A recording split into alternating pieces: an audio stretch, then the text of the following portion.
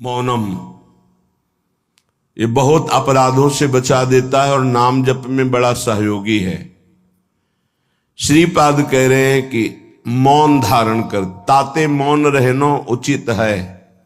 ध्रुवदास जी महाराज, आवश्यक हो कम शब्दों में भागवतिक शब्द बोल दो, ये मौन के अंतर्गत ही आता है। अनावश्यक बिल्कुल ध्यान नहीं देना, कोई प्रणाम नमस्कार, कोई नाना प्रकार के संबोधन प्रश्न बिल्कुल नहीं बोलना, मानो आप पागल हैं, सुना ही नहीं, देखा ही नहीं। ये महापुरुषों की बात कहते हैं। पास समीप बैठे हुए प्रश्न कर रहे हैं, वो दूसरी दिशा को देख रहे हैं, गंभीर मुद्रा है, बोलते रहो। इतना धैर्य होना चाहिए उपासक में कि सामने वाला बोलता रहे, अपने को कोई फर्क नहीं पड़ता। आवश्यक है तो बोल दिया, नहीं तो अनावश्यक हम उसको कहेंगे भी नहीं कि चुप रहो, उठ के जाओ यहां से, नहीं। मौन है, हम उठ के चल दिए। अपनी तरफ से बिल्कुल वाणी को बहुत संयम में रखे। दूसरी बात कह रहे हैं कि समस्त व्यवहार को जो शिथिल कर देता है, ये व्यवहार ही तो फंसाए हुए है संसार को। लोक धर्म, त्यज लोक धर्मान, अगर भगवत प्राप्ति करनी है तो धर्मम भजस्व सततम त्यज लोक धर्मान। लोक धर्म का त्याग अत्यंत अनिवार्य है। विरति बहुकर्मा निरत निरंतर सज्जन धर्मा। छठदम शील विरत बहुकर, ये भक्ति का लक्षण है। छठदम शील विरत बहुकर्मा निरत निरंतर सज्जन धर्मा। उन धर्मों का आचरण करते हैं जो साधुजनों के द्वारा आज्ञा दी गई, विधान किया गया है। शास्त्र जिसे विधि कहते हैं, भगवत प्राप्ति के लिए।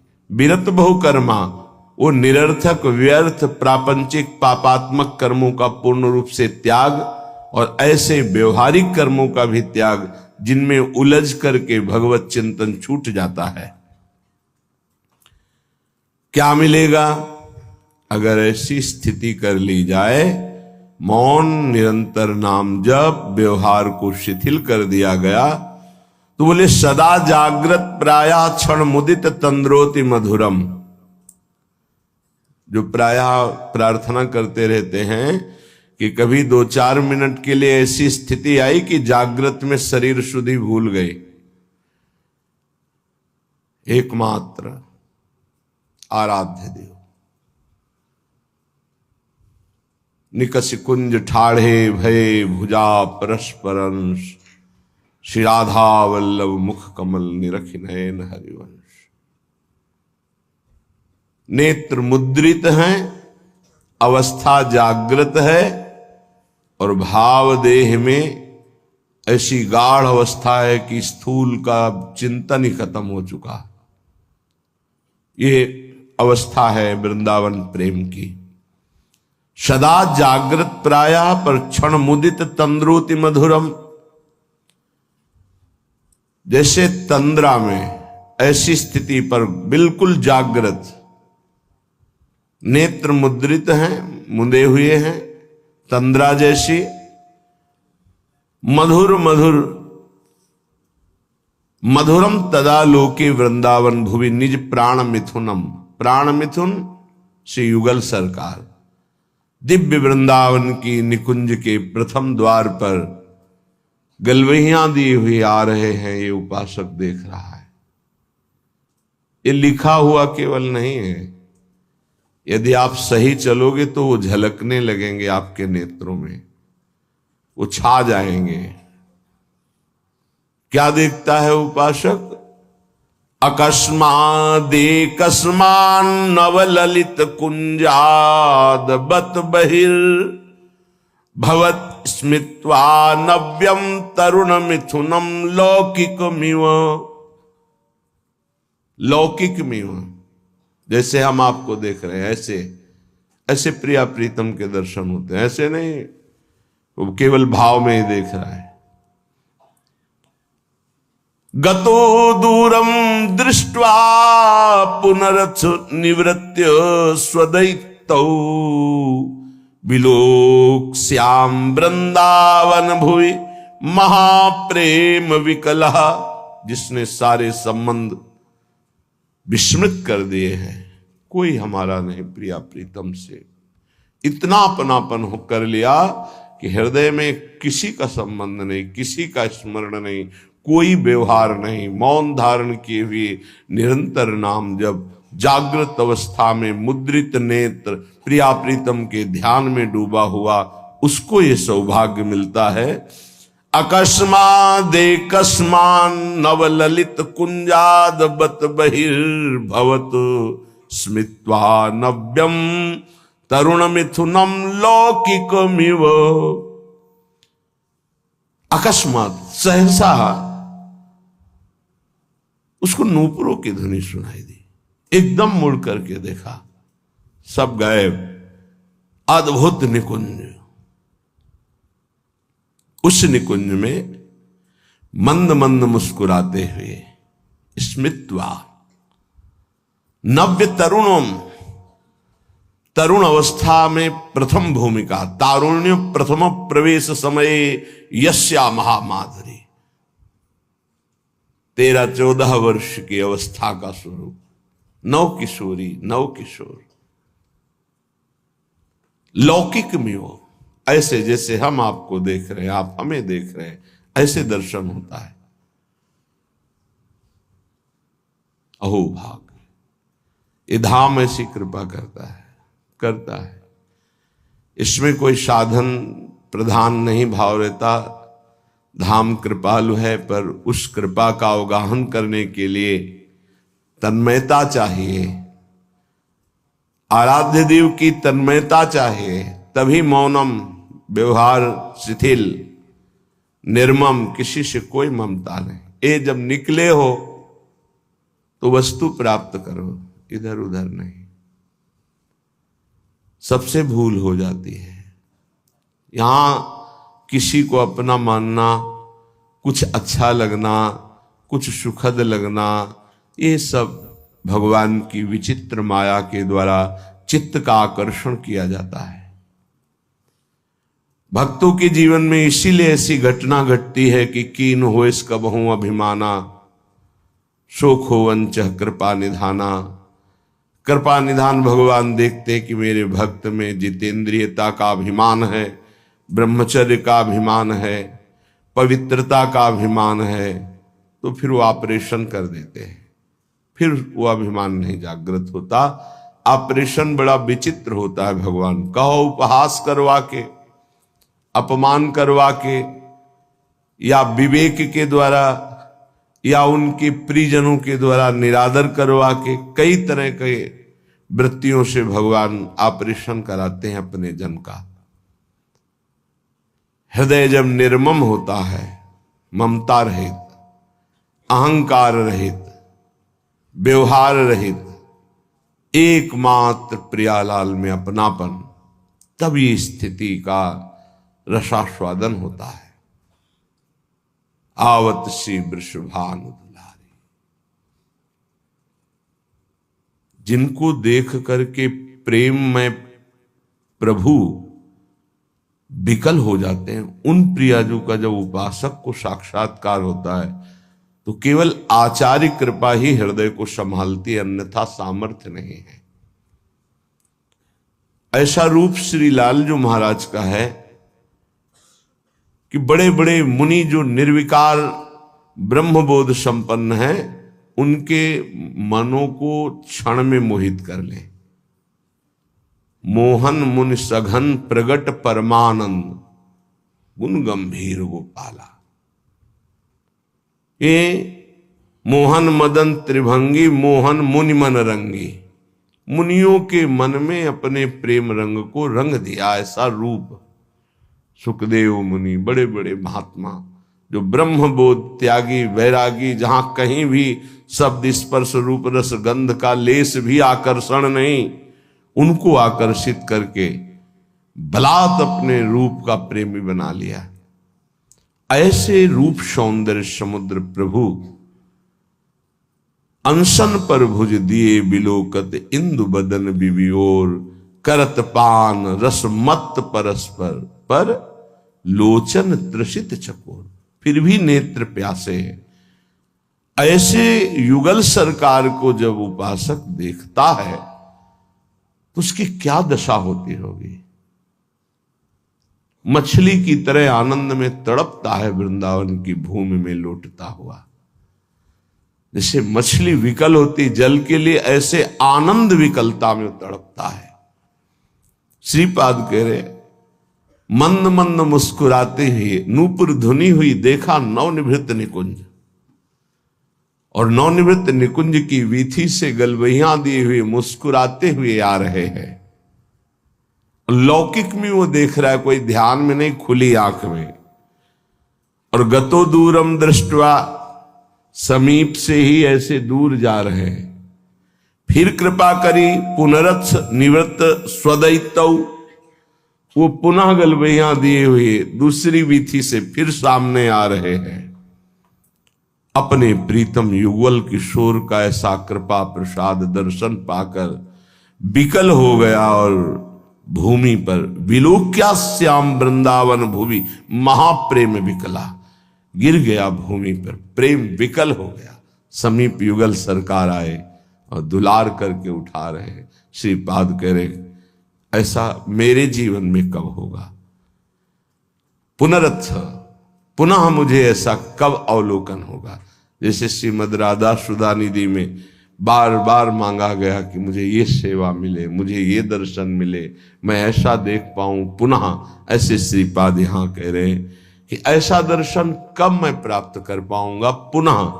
जो हमारे साथ घटना घटी कि अकस्मात नूपुर ध्वनि हुई, उधर देखा नवनिवृत्त निकुंज, और सुंदर वीथी से युगल सरकार मुस्कुराते हुए परस्पर वार्ता करते हुए आ रहे, और समीप से दूर गए, फिर दूसरी वीथी से आ रहे। उनको ऐसे देखकर प्रेम विकल होकर के वृंदावन की भूमि में मूर्छित हो गया। आनंद मूर्छा, विलोक श्याम वृंदावन भूमि महाप्रेम विकला। फिर सरकार किशोरी किशोर आकर दुलार करते हुए उठा। ऐसा कब होगा। कितना अपार सुख उस उपासक को मिल रहा होगा जो ऐसा अनुभव कर रहा है, ऐसा देख रहा है। श्रीपाद कह रहे, कदा वा स्वच्छंदम दिन रजनी वृंदावन वने, चरण ने कहा स्वस्त्यद्भुत नव निकुंज अयालिशु विशन। अकस्मात् देवा लौकिक मधुर कैशोर शुभया, इतो ना त्वं याया इति मृदुगिरा वारयति माम। श्री वृंदावन में रात दिन व्यतीत करते हुए प्रियालाल को पुकार पुकार कर, प्रेमियों की कुछ अलग रहनी होती। विरह कमंडल कर लिए बैरागी दूने, मांगत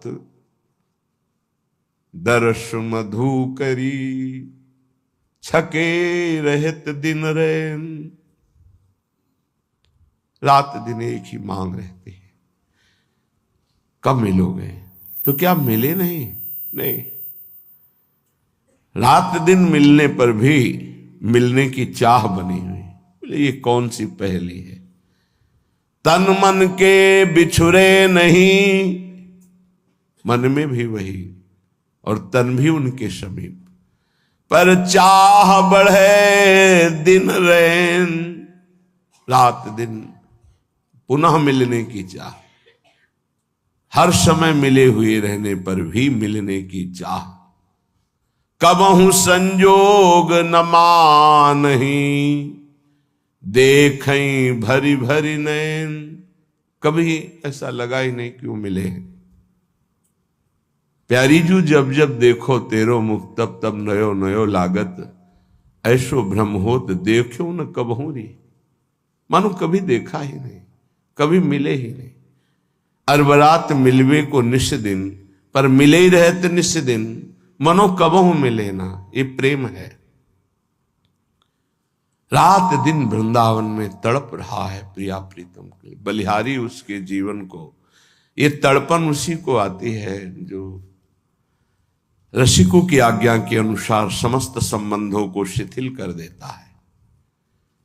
कहीं किसी से कोई भी अपनापन ना रहे, केवल प्रिया जो ये जन्म इसीलिए मिला है, मान जाओ, कोई तुम्हारा नहीं। पीछे जन्म में कौन कौन तुम्हारा था, पति पुत्र पत्नी परिवार सब भूल गए ना। अभी इसी जन्म को देखो, गर्भ में तुम्हें कितना कष्ट मिला था। अभी 20 30 40 वर्ष पहले की बात है कि हम 9 महीने नरक जैसे भयावने दुखद गर्भ में रहे मां के, जहां पास में ही मलाशय मूत्राश्रय है, वहीं गर्भाशय है, उसी गर्भाशय में रहे। देखो माया कितना भुलावा कर देती है। तुम्हें याद है कि गर्भ में तुम्हें कैसी परिस्थिति में रखा गया था? तुम्हें याद है कि बाल्यावस्था कैसी कष्टप्रद थी? सब भूलते चले जा रहे हो। ऐसे ही पूर्व जन्म के सब रिश्ते नाते, पुत्र पत्नी परिवार सबको भूल गए। नया परिवार, ऐसे अगला जन्म फिर होगा। ये कब तक नई पढ़ाई, नया बैंक बैलेंस, नए संबंध कब तक बनाते रहेंगे? पुराने छूटते जा रहे, नए बनाते चले जा रहे और बढ़ते चले जा रहे हैं भूल भुलैया की तरफ, माया के भ्रम की तरफ। इतनी प्रियता कर ली है, मेरा पुत्र, मेरी पुत्री, मेरा पत्नी, मेरा परिवार, और ये सब नियत समय के लिए आए हुए जीवात्मा हैं, अपने कर्म का भोग आपके संग से। अब वो जहां गए तो तुम विकल हो गए, भगवान ने अनर्थ कर दिया, मेरा पुत्र छीन लिया। तुम्हारा कब था? क्या तुम परिचय जानते हो? कहां से आया था? कौन था? कहां गया? तुम्हें कुछ पता है? केवल बीच में मिल गया, मेरा मान लिया। बिना भजन के, बिना ज्ञान के बात तुम्हें कैसे समझ में आएगी? और जिस दिन समझ में आ गई तो प्रभु के सिवा और कोई समझ नहीं रह जाएगी। एक ही बात रहे, कैसे मिले प्रभु, कैसे मिले? रात दिन जो विकलता होती है, कौन जाने? या तो वो जाने जिसके सिर बीत रहे हो, या भगवान जानते हैं, दूसरा कोई नहीं जान सकता। अंतर दाव लगी रहे, धुआं न प्रगटे कोई, कह जाने दिल आपनो या जा सिर बीती होए। जिसके हृदय में प्रीति अपना प्रभाव दिखा रही, वो जान रहा है या भगवान जानते? दूसरा कोई जान ही नहीं सकता उसकी स्थिति को। जो निर्मम है, निरहंकार है, निरंतर भगवत चिंतन परायण है, उसके हृदय में प्रेम विकलता जागृत होती है। श्रीपाद कह रहे हैं, कदावा स्वच्छंदम दिन रजनी वृंदावन बने। स्वच्छंद का तात्पर्य होता कोई भी पारिवारिक सांसारिक आकर्षण रहित, कोई भी आकर्षण नहीं, अपरिचित की तरह। वृंदावन ऐसे रहे मनो चिन्हारो नाय। समझाओ तो समझ नहीं आता, लगता है कि ये हमारे प्रेमी जनों को छुड़ा रहे हैं। नहीं, तुम्हारे प्रेमी जन से मिला रहे हैं तुम्हें। ये तुम्हारे प्रेमी जन नहीं है, ये मायाकृत ढांचे तुम्हारे प्रेमी नहीं हैं। ये ढह जाएंगे काल के द्वारा, आज नहीं तो कल। प्रेमी है प्रियालाल, ये असली प्रेमी है। इन्हीं से अनंत जन्मों से बिछुड़ते हुए हम भटक रहे, अब अवसर आया है मिलने का। बहुत कृपाल है, प्रतिपल कृपा करके संभाल रहे हैं, बचा रहे हैं, अपनी तरफ घसीट रहे, पर हमारी दुष्टता की हद है, उनकी कृपालुता की हद है। तो ही मोहि पड़ी होड़, मूसो न बिगाड़न को, तुम सो न संवारन को। वो बार बार संवार रहे, संभाल रहे, हम बार बार बिगाड़ रहे, फिर भी उनको गुस्सा नहीं आ रहा, फिर भी वो कृपा ही हम पर कर रहे। सच्ची मानिए, हम अगर कुछ कर सकते हैं तो अपना बिगाड़ सकते हैं, बस यही कर सकते हैं। अगर कुछ बन रहा है तो केवल प्रभु कृपा से बन रहा है। आप समझ नहीं सकते, माया की ऐसी चाल है, नहीं समझ सकते। कुछ बन पा रहा है तो प्रभु की कृपा से। हमसे जो बन पा रहा है वो बिगाड़ ही हो रहा है, भगवत प्राप्ति के विरुद्ध ही हम जा रहे हैं। अगर कहीं कदम भगवत प्राप्ति की तरफ चल रहे हैं तो केवल भगवत कृपा वही संभाल रहे हैं। देख लो आप इसी जन्म के रजिस्टर को अपने हृदय में देख लो, जितना आपको ज्ञान है उसी से आप अपना निर्णय कर लो कि अगर आपको हर चेष्टा का दंड मिले जो आपने किया तो कितने जन्म आप भोगोगे। क्योंकि एक गलती का आजीवन कारागार में वास मिलता है भारतीय संविधान के अनुसार, तो भागवतिक संविधान के अनुसार जो तुम्हारे पाप खुले नहीं, बहुत से बड़े बड़े भयानक पाप कर डाले हैं, भ्रूण हत्या, गर्भ हत्या, व्यभिचार, नाना प्रकार की कितनी कपट भरी चेष्टाएं, धन कमाने के लिए कैसे कैसे छल कपट किए, सोचो उनका सबका हिसाब यदि तो कितने जन्म हमें भोगने पड़ेंगे। एक जन्म में नहीं भोग सकते। एक जन्म के लिए तो एक केवल अपराध है जो तुम्हें आजीवन कारागार में बंद करा देगा, जो तुम्हें एक जीवन को नष्ट करके फांसी में चढ़ा दिया जाएगा, एक अपराध का फल। और ऐसे करोड़ों अपराध हमारे अनंत जन्मों में हुए हैं, पर प्रभु के मार्ग में हम चलने लगे, ये केवल कृपा, ये हमारी कोई साधना नहीं, ये केवल हमारे लाडली लाल की कृपा। ऐसे अपराध भयानक छुपे हुए हैं जिनका दंड मिले तो हम सैकड़ों जन्म भोगे तो भी नहीं पार पा सकते। भारतीय संविधान में देख लो कानून, फिर शास्त्रीय संविधान तो बहुत ही कड़ा है, इसमें तो किसी तरह छल कपट भी कर सकते हो, शास्त्रीय संविधान में नहीं, क्योंकि वहां सब दैवी शक्तियां आपको प्रतिपल देख रही हैं, तुम्हारी गवाही या वकालत की जरूरत नहीं होती, एक सेकंड में सब हिसाब किताब हो जाता है। वहां ये थोड़ी कि तुम्हें बैठो आदर के साथ तुम्हें बैठा लें, फिर तुमसे पूछें, फिर गवाही, फिर नहीं साहब हमने ऐसा नहीं किया, ये सब कुछ नहीं। एक सेकंड के कम हिस्से में पूरा हिसाब, अनंत सृष्टि है, इतना समय नहीं है वहां किसी गवाही की जरूरत, और एक सेकंड का भी हिसाब चूक नहीं होगी। सत्क्रिया और असत क्रिया अगर एक सेकंड में हुई तो उसका भी हिसाब होगा।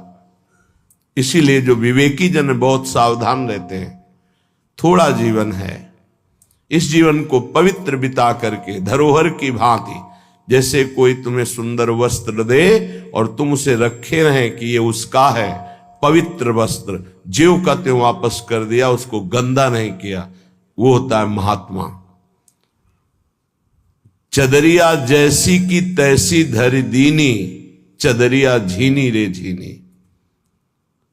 ये शरीर रूपी चद्दर भगवान ने दी, निर्मल रखो, इसको मलिन मत करो।